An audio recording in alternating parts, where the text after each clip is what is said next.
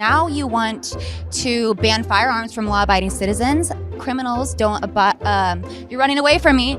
Criminals don't comply with laws. So can you comment on that? I don't know why he's running away. I'm not going to keep following him. Representative, why are you running away? Can you ask your friend why he's ignoring me? Your district is a revolving door for criminals. Why don't you have a comment? I'm a reporter, but you're also my representative. Yeah, you're ready to drop. No comments. He's not talking today. The man responsible for the police reform legislation that puts criminals' lives above victims.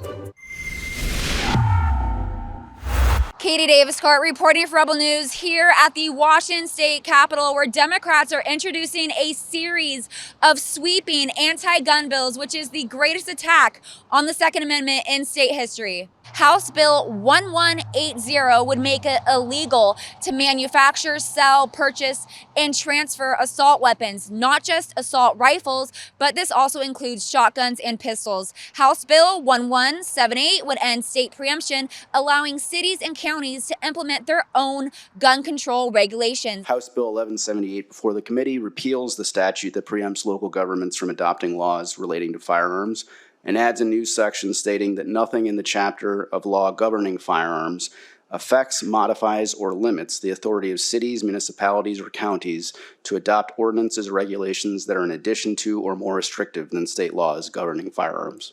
That concludes my remarks. The other bills being introduced would create enhanced background checks, including the controversial red flag laws, and would allow citizens to sue gun manufacturers if a criminal commits a crime with one of their firearms. House Bill 1240 concerns the regulation of certain assault weapons. By way of background, Washington generally prohibits the manufacture and possession of certain firearms and equipment, such as machine guns, bump fire stocks, undetectable firearms, and short-barreled shotguns and rifles. Additionally, the state restricts access to semi-automatic assault rifles.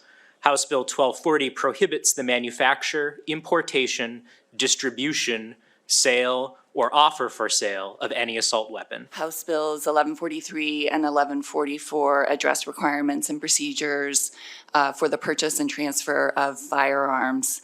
For a little bit of background, both federal and state law require licensed firearms dealers to conduct background checks of firearms purchasers and transferees. And under federal law, with few exceptions, a background check must be conducted for all firearms transfers through the National Instant Criminal Background Check System. The man behind the bill that would allow cities to regulate firearms is none other than Representative David Hackney, who is responsible for the disastrous police reform legislation that tied the hands of law enforcement, made communities less safe, and put criminals before victims. Chair Hansen, Ranking Member Walsh, thank you for this opportunity to testify in support of HB 1178, which repeals the statute which preempts local jurisdictions from enacting laws regarding firearms. And the reason for this is simple. One size fits all doesn't necessarily work. And local jurisdictions should have the authority to adopt the kind of gun regulations that are appropriate for their community. There are in South King County, where the 11th district where it exists, we are facing a surge of gun violence. In fact, we experience 70% of all the gun violence in King County. It should be appropriate for those communities to make decisions for themselves on the kind of gun regulations that make sense for them. And we shouldn't have to then impose that on other areas of the state that are not facing a surge in gun violence. So the preemption by the state of gun laws actually causes harm to communities that don't have the ability to adopt the kind of laws that make sense for them. So I urge that you pass this bill through with a do pass recommendation. I tried asking Representative Hackney why he wants to disarm law-abiding citizens in his district that has defunded the police, leaving residents to rely on that personal protection for their own safety. But to no surprise at all, he ran away from me. My name's Katie. I'm with Rebel News, and you are responsible for the police reform legislation that went through. It increased crime, it tied the hands of law enforcement, and it put criminals above victims. Now you want to ban firearms from law-abiding citizens. Criminals don't, you're running away from me. Criminals don't comply with laws. So can you comment on that?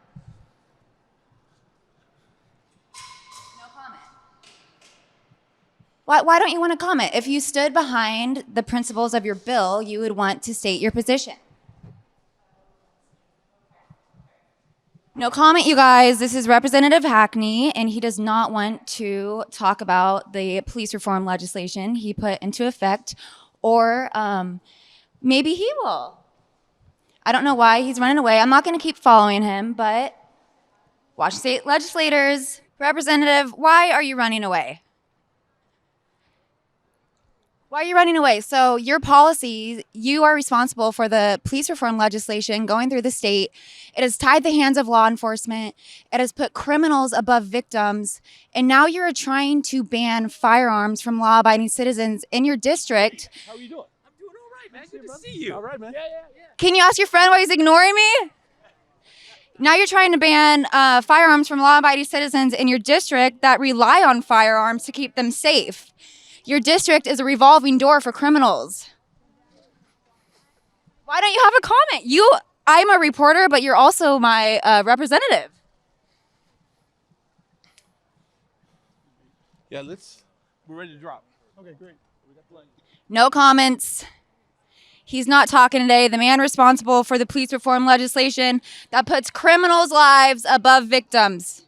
Gun rights are not like other rights. They're foundational and essential, and that it's important for policy to be consistent across the state. If this bill passes, is there a risk that local jurisdictions will want to extend this concept to more strict restrictions and local policies on other foundational rights, like the right to peaceably assemble for the common good and the right to not be disturbed in your personal affairs? The governor and the state attorney general are trying to run all their anti-2A bills, all their anti-gun, gun-grabbing bills. And really, it gives lie to their statement, no one's coming after your guns. They are definitely coming after your guns. And luckily, the U.S. Supreme Court recently wrote a decision called the Bruin decision, out of New York State, but it came through the U.S. Supreme Court, so it applies everywhere, that says these state gun restrictions are unconstitutional. We have to stick with that, the Bruin decision, and wipe out these bad anti-gun bills. And in Bruin, the U.S. Supreme Court clearly said that this two-part public policy balancing test is not constitutional, and rejected the two-part balancing test as literally one step too many, one part too many. It seems this policy is based on that two-part balancing test, and according to Bruin, would fail. Yeah, and one of those is they are claiming they want to ban assault weapons. Is that right? That's an old assault. Yeah, it is. They've gotten a little bit smart. They're calling it, they're restricting semi-automatic rifles, which really is what they're trying to restrict. So they're getting a little smarter, but it's still unconstitutional. And they tried it at the federal level about 20 years ago, didn't work. You know, this is just goofiness here. It's an appeal to their left-wing core voters and not good policy for anyone. It's unconstitutional, Katie. Yeah, I agree. I think most of Washington State citizens, on the right side would agree with that. We saw the ban on magazines go through earlier. What is their end goal? Do they want to try to eliminate all guns? Yeah, they do. They want people to be disarmed and the government to be armed.